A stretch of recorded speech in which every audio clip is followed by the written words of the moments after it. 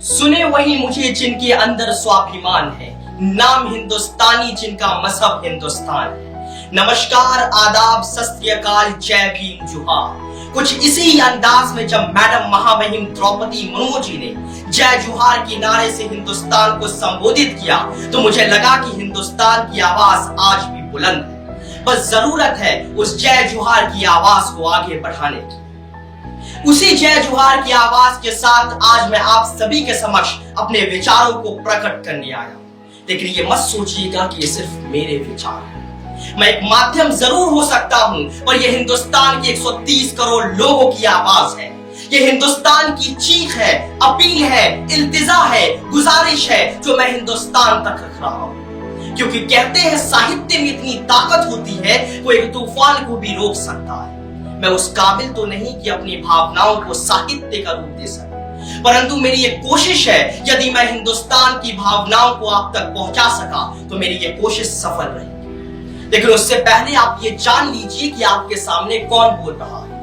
ये स्पष्ट हो जाना चाहिए कि जब मैं यहाँ पर बोल रहा हूं तो ये किसी एक राज्य, किसी एक व्यक्ति, किसी एक धर्म या किसी एक जाति का विचार नहीं, बल्कि ये हिंदुस्तान की आवाज है। तो ये सुन लीजिए कि कोई ये ना समझे कि राम या रहमान बोल रहा है, कोई ये ना समझे कि राम या रहमान बोल रहा है, बल्कि इनकलाबी कलम की नोक पे जज्बाते हिंदुस्तान बोल रहा है। हास्य की भाषा नहीं लिखी है ना मैं गजल सुनाता हूं, हास्य की भाषा नहीं लिखी है ना मैं गजल सुनाता हूँ, कविता लिखनी नहीं आती, चीखें लिखता चाहता हूँ। और ये चीख किसकी है? देश मेरा चल रहा है, आग लगी है सीने में, देश मेरा चल रहा है, आग लगी है सीने में। तो न मंदिर की और न मस्जिद की फरियाद लाया हूँ, घायल भारत चीख रहा है, मैं चीख सुनाने आया हूँ। घायल भारत चीख रहा है, मैं चीख सुनाने आया हूँ। लोग बोलते हैं ये राज खोलना ठीक नहीं, बात जब मजहब की हो तब बोलना ठीक नहीं। तो आप क्या चाहते हैं मैं अब भी खामोश रहूं?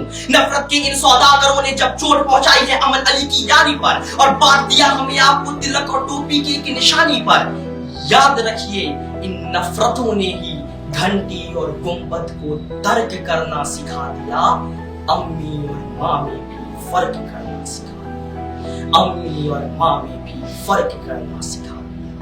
अब मैं आपका ध्यान उस वर्ग की ओर केंद्रित करना चाहूंगा जो मेरे लिए सबसे चिंतित विषय है और जहां पर मैं खुद हर दिन बढ़ता हुआ हिंदुस्तान देखता हूं। जी हां, मैं 17-18 वर्ष के देश के युवाओं की बात कर रहा हूं, जिनकी आंखों और दिलों में हिंदुस्तान बसता है और जिनकी हाथों में आने वाले दिनों में इस देश का मुस्तकबिल है।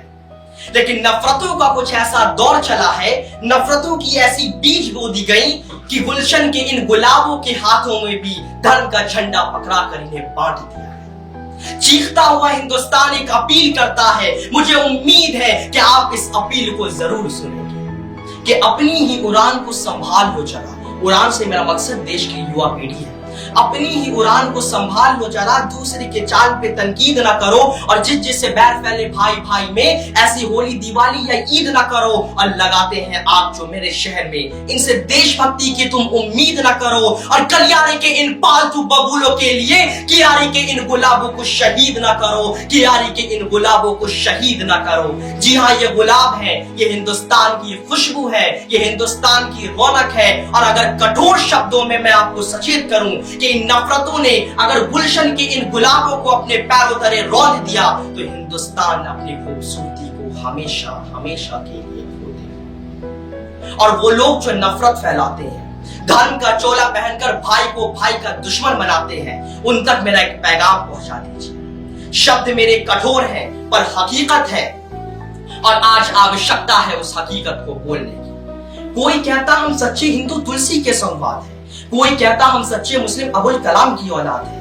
अरे कोई कहता हम सच्चे हिंदू तुलसी के संवाद है, कोई कहता हम सच्चे मुस्लिम अबुल कलाम की औलाद है। कि तुम ये मत सोचो कि तुम्हें तुलसी या कलाम लिखूंगा, कत्ल करोगे तो कातिल तुम्हारा नाम लिखूंगा। और करना क्या है हमें ज्यादा कुछ नहीं करना कि अफजल नहीं पनपने देंगे अबुल कलाम की देश में, अफजल नहीं पनपने देंगे अबुल कलाम की देश में, और रावण नहीं पलने देंगे साधुओं की भेष में। और गंगा जमनी तहजीब की स्याही है हम, गंगा जमनी तहजीब की स्याही है हम, नफरत के पंडों का अभिमान नहीं, और भगत सिंह की इस देश में खालिस्तान की अब मांग नहीं, खालिस्तान की अब मांग नहीं।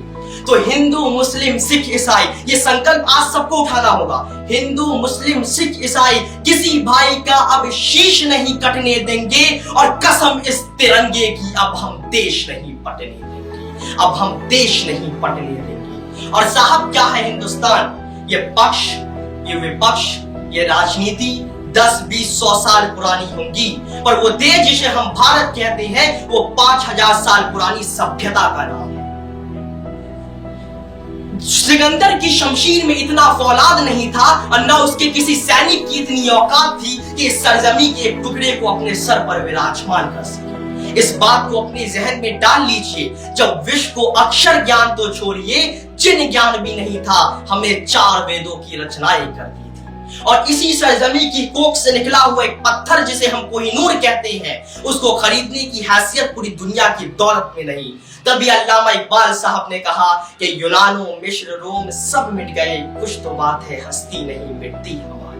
यूनानो मिस्र रोम सब मिट गए, कुछ तो बात है हस्ती नहीं मिटती हमारी। सदियों रहा है दुश्मन दौरे जहां हमारा, सारे जहां से अच्छा हिंदोस्तान हमारा, सारे जहां से अच्छा हिंदोस्तान हमारा। जय हिंद।